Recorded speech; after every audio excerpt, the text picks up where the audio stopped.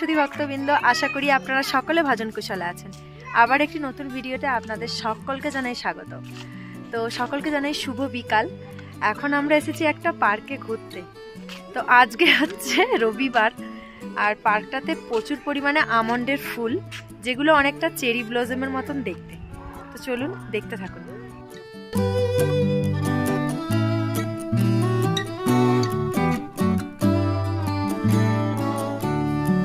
আমাদের লালচক থেকে মাত্র 6 কিলোমিটার দূরেই এই বাদামবাড়ি পার্ক। এটি একটি ঐতিহাসিক পার্ক, আর এই বসন্তের সময়তেই এই পার্কে প্রচুর পরিমাণে ভিড় হয়। হরিপর্বতের পাদদেশে 38 একর জমি জুড়ে এই বড় পার্ক। এখানে শীতের শেষে আর এই বসন্তের শুরুতে আমন্ড গাছে ফুলগুলো ভরে ওঠে। সাদা আর হালকা পিঙ্ক কালারের ফুলগুলি গোটা বাগানে একটা সুন্দর রূপ ধারণ করে।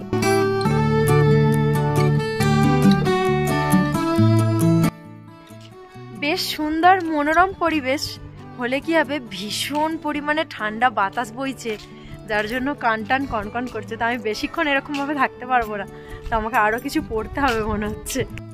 কাশ্মীরের সাংস্কৃতিক ঐতিহ্যে বাদামবাড়িতে প্রস্ফুটিত বাদাম ফুল কেবল বসন্তের আগমনের নির্দেশই দেয় না, বরং কাশ্মীরি পণ্ডিতদের লালিত নববর্ষের উৎসব নবরেহকেও নির্দেশ দেয়, যা শুকনো গোলাপি পাপড়ি দিয়ে মনোমুগ্ধকর এবং সবুজ প্রাকৃতিক দৃশ্যের মধ্যে নবায়ন ও আশার প্রতীক। বাদাম ফুলের শুষ্ক সৌন্দর্য একটি রঙিন ছাতার মতো, কাশ্মীরের সামাজিক কাঠামোতে জটিলভাবে বোনা, বিশেষ করে এই বসন্ত উৎসবের সময়ে। আমি কিন্তু এই প্রথমবার এই বাদামবাড়ি পার্কে এলাম, তবে এসে বেশ ভালোই লাগছে। একটু দেরি করে এলে হয়তো আরো সৌন্দর্য দেখতে পেতাম, কিন্তু এখনো বেশ সুন্দর। ওই যে দূরে লাল কেল্লা দেখা যাচ্ছে। এখন নাকি ওই লাল কেল্লা টুরিস্টদের জন্য বন্ধ করে দেওয়া হয়েছে, তবে আগামী গরমে নাকি খোলার চান্স আছে। আপনাদের জন্য এটা কিন্তু একটা সুখবরও বলতে পারেন যারা ঘুরতে আসছেন। লালচক থেকে মাত্র 20 মিনিট লেগেছে এই পার্কটায় আসতে। ক্যাবে করে এলে আরও একটু কম সময় লাগতো, কিন্তু ভাগ্য এতটাই খারাপ যে এত বছর আছি একবারও আসা হয়নি। তবে একটু মনটা খারাপ লাগছে পার্কে আসার পরে। 15-20 দিন পরে এলে নাকি আরও সুন্দরভাবে ফুলগুলো ফুটে উঠত। পার্কের মাটি থেকে শুরু করে উপর দিক পর্যন্ত সাদা আর গোলাপি একটা সুন্দর দৃশ্য দেখা যেত। পার্কটা বেশ মনোরম। লোকজন সেরকম নেই, কারণ এখন তো ভালোই ঠান্ডা আছে। তবে মার্চের শেষের দিক থেকে ভালোই নাকি টুরিস্ট আসা শুরু হয়ে যায়, তখন থেকে নাকি এই পার্কে প্রচুর ভিড় হবে। যাই হোক, মন খারাপ করে কিছু লাভ নেই। ঘরের যেহেতু সামনেই, আরও একবার চেষ্টা করব যাবার, আর আপনাদেরকেও সেটা শেয়ার করব যদি যাই তবেই। চলুন পার্ক সম্বন্ধে আরও কিছু জেনে নেওয়া যাক।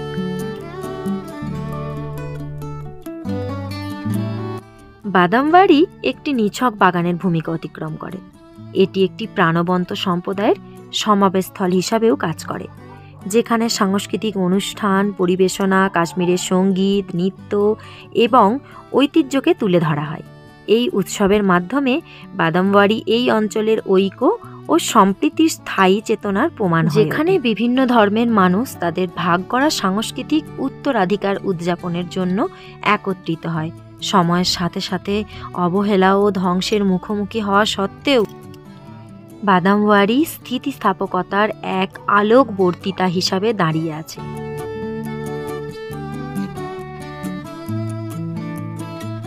তো এখনো দূর দূরান্ত থেকে পর্যটকরা ভিড় করে এই সুন্দর উদ্যানটিতে।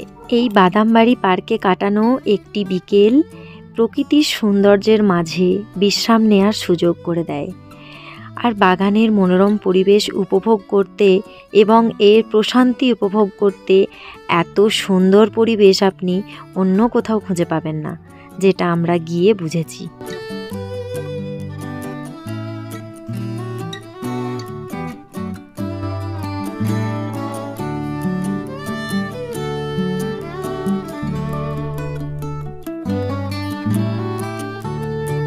তো এই যে অবশেষে রিলস বানানো কমপ্লিট হলো।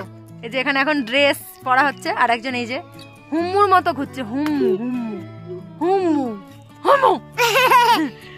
যাই হোক, এই যে দেখুন কত সুন্দর ভিউটা।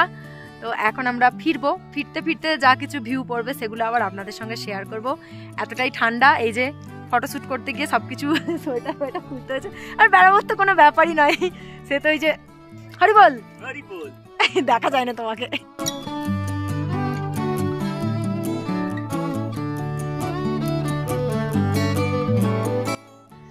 আমরা এখন পার্ক থেকে বেরিয়ে যাচ্ছি, অনেকটা সময় লাগবে বেরোতে, কারণ পার্কটা ভীষণ বড়। আর এখন 6টা বাজতে মাত্র 5 মিনিট বাকি, আর ভীষণ ঠান্ডা লাগছে। এরপরে প্রায় তো সূর্য মামা ডুবি ডুবি অবস্থা, তো এরপর যখন সূর্যটা ডুবে যাবে আরও ঠান্ডা হয়ে যাবে। তো তার আগেই আমাদেরকে পার্ক থেকে বেরিয়ে যেতে হবে, কারণ 7টার আগে বাড়ি পৌঁছতে হবে, নাহলে আবার সন্ধ্যা আরতি করতে পারবো না। তো চলুন এখন যাই, হাঁপিয়ে গেছি পুরো।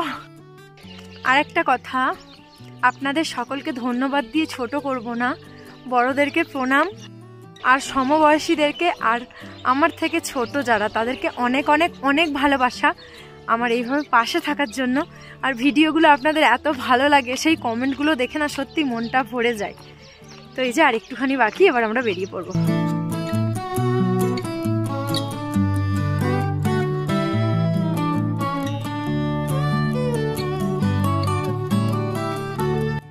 পার্কটা যেহেতু অনেক বড়, তাই পার্কের 2 প্রান্তে রয়েছে ওয়াশরুম।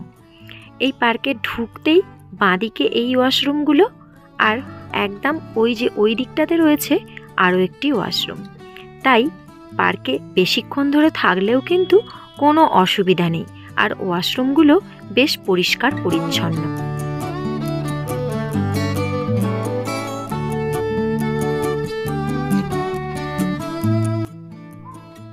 কাশ্মীরের যে কটা জায়গাতে আপনি ঘুরতে যাবেন, সব জায়গাতেই কিন্তু এরকম কাশ্মীরের ট্র্যাডিশনাল ড্রেস পরে ফটো তোলার একটু ব্যবস্থা থাকে।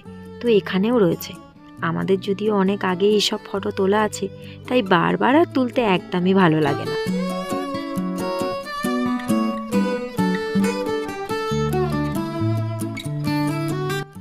আসার সময় এখান দিয়ে নেমেছিলাম, আবার এখান দিয়ে উঠেই বেরিয়ে যেতে হবে। দেখুন কত সুন্দর না গেটটা।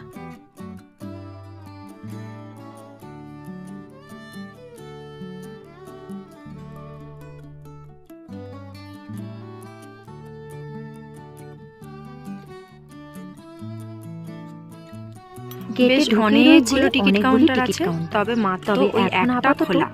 আর এখানে টিকিটের প্রাইস হলো বড়দের জন্য 12 বছরের নিচে, আর ছোটদের জন্য হচ্ছে বড়দের জন্য 30 টাকা, আর যারা বিদেশি তাদের জন্য 100 টাকা।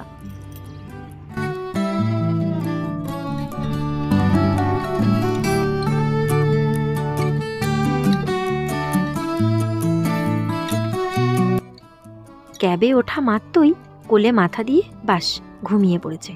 ছোট্ট মানুষ তো এত ছুটোছুটি করেছে, সেটা আর নিতে পারছে না। আর কিছুক্ষণের মধ্যেই আমরা পৌঁছে যাব। ওই 5 থেকে 6 মিনিটের মতন সময় লাগবে। যাই হোক, ভিডিওটি কেমন লাগলো সেটা অবশ্যই কমেন্ট করে জানাবেন, আর পাশে থাকবেন কাশ্মীরের আরও অন্যান্য ভিডিও দেখার জন্য, আর আমার ভক্তি জীবনযাপন দেখার জন্য। সকলে ভালো থাকবেন, সুস্থ থাকবেন, সাবধানে থাকবেন। দেখা হচ্ছে আবার একটি নতুন ভিডিওতে। হরে কৃষ্ণ, হরি বল।